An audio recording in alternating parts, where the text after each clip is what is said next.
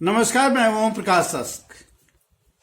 बंगाल के चुनाव पर चर्चा का वादा मेरा अभी तक अधूरा रह गया, इसलिए कि बीच में कुछ व्यतिक्रम आया, लेकिन बंगाल चुनाव पर चर्चा होती रही है। किसी न किसी बहाने उसकी चर्चा मैं करता रहा हूं, सोशल मीडिया के माध्यम से या जैसे भी। चलिए आज हम लोग फिर बंगाल पर बात कर लेते हैं, बंगाल के चुनावी माहौल पर बात कर लेते हैं, बंगाल के हालात पर बात कर लेते हैं, आरोप प्रत्यारोप पर बात कर लेते हैं।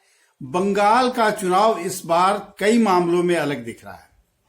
सबसे पहला यह कि बंगाल अपने पहले के चरित्र से बदला हुआ दिखता है। आमतौर पर बंगाल में चुनाव के बाद हिंसा होती थी, अब चुनाव के पहले ही हिंसा का दौर इस कदर बढ़ा हुआ है, इतना भय का माहौल बना हुआ है कि जितना बीजेपी के लोग डरे हुए हैं उतना ही तृणमूल कांग्रेस के लोग डरे हुए हैं। मुख्य लड़ाई में दो ही हैं।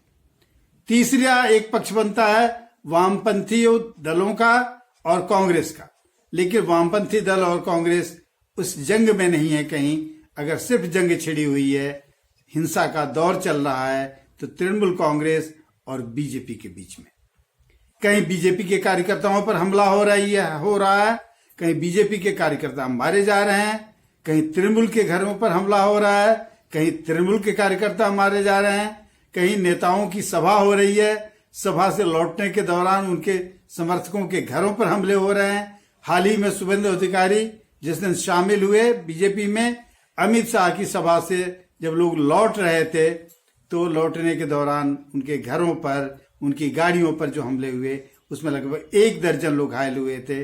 वो दौर अभी भी नहीं थमा है और शायद इसी बहाने केंद्र सरकार एक ऐसा व्यूह रचना कर रही है कि तृणमूल कांग्रेस की सरकार को, ममता बनर्जी की सरकार को घेरा जा सके, उसको नाकारा साबित किया जा सके। आज प्रधानमंत्री ने किसानों के साथ सीधा संवाद किया, 6 राज्यों के किसानों के साथ सीधा संवाद किया, तो उन्होंने सीधे सीधे आरोप मढ़ा कि बंगाल के 72 लाख किसानों को सिर्फ ममता बनर्जी की जिद की वजह से सब्सिडी नहीं मिल रही है। दूसरी ओर टीएमसी के नेता ने कहा, सौगत राय ने कहा कि बंगाल के किसानों को राज्य सरकार सब्सिडी दे रही है, वो अपने स्तर से दे रही है और जितना प्रधानमंत्री के कोटे से मिलना चाहिए उससे ज्यादा मिल रहा है, इसलिए उसकी कोई बात नहीं। ये आरोप प्रत्यारोप चलते रह रहे हैं। विश्व भारती का कल अधिवेशन हुआ। विश्व भारती के अधिवेशन में यह कहा गया कि अमर्त्य सेन ने भी विश्व भारती की जमीन पर कब्जा जमा रखा है। अमर्त्य सेन नोबेल पुरस्कार विजेता है। कल केंद्र सरकार का यह आरोप आया और आज ममता बनर्जी ने कहा कि अमर्त्य सेन जी, आपको घबराने की जरूरत नहीं है, सरकार आपके साथ है। यानी केंद्र बनाम राज्य सरकार की जंग बंगाल में इतनी तेज हो गई है और दूसरी तरफ हिंसा का माहौल इस कदर बना हुआ है कि चुनाव कैसे होगा, किस रूप में होगा और चुनाव के बाद की हिंसा का स्वरूप क्या होगा, इसका सिर्फ अनुमान लगाया जा सकता है। पहले वामपंथी शासन में ऐसा होता था कि चुनाव के बाद हिंसा होती थी। चुनाव के बाद ये जब उम्मीदवार जीतता या हारता था तो ये पता किया जाता था कि किस आदमी ने किसको वोट दिया है, किस घर से किस पार्टी को वोट मिला है, और ऐसे लोगों को चिन्हित करके उनके खिलाफ हिंसक कार्रवाई होती थी, हिंसक वारदातें होती थी। इस बार पहले ही से लोगों में विभाजन हो चुका है, पहले ही से लोग तृणमूल में हैं, पहले ही से लोग बीजेपी के माने जा रहे हैं और इसको लेके हंगामा हो रहा है। कुछ दुविधा में भी हंगामा हो रहा है। जो बड़ी सभाओं को देखने जा रहे हैं उन पर भी हमले हो रहे हैं, या जो सच में समर्थक बन के जा रहे हैं वो भी हमले के शिकार हो रहे हैं। इसलिए यह नहीं कहा जा सकता कि बंगाल में हिंसा नहीं होगी इस बार, बल्कि चुनावी हिंसा सर्वाधिक अगर बंगाल में हो तो कोई आश्चर्य की बात नहीं होगी। अब रही बात टकराव की। टकराव में अलग अलग खेमे बने हुए हैं। एक तो सबसे पहले भागने दौड़ने की स्थिति बनी हुई है।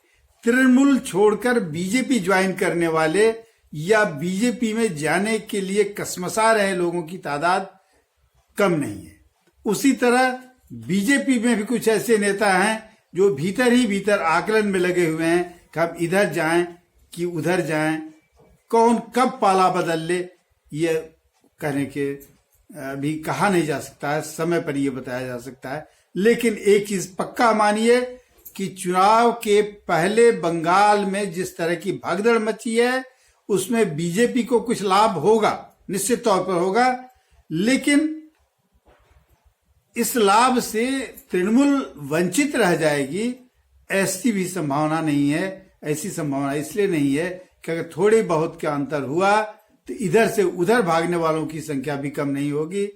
भगदड़ उसके बाद भी मचेगी, चुनाव के पहले जिस तरह मची है। हालांकि चुनाव बाद भगदड़ जो मचती है उसको रोकना थोड़ा मुश्किल होता है। वो तभी आसान होता है जब सरकार किसी दल की बन जाए, स्पीकर उसका बन जाए, ताकि वो अपने मनमाने ढंग से फैसला करा सके।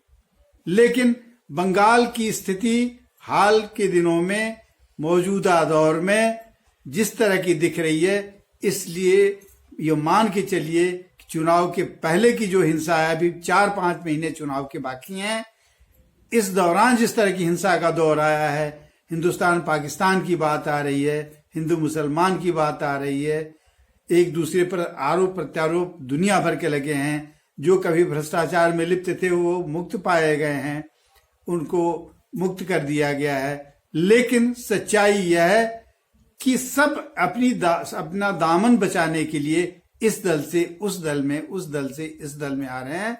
सच्चाई यही है।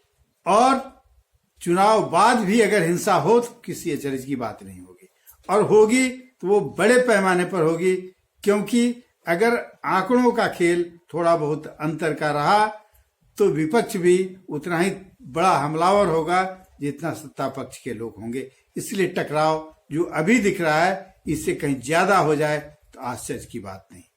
आज संक्षेप में बंगाल चुनाव पर इतनी ही चर्चा। तथ्यात्मक ढंग से कल कुछ और बात करेंगे, कल कुछ नई चीजों के साथ। नमस्कार।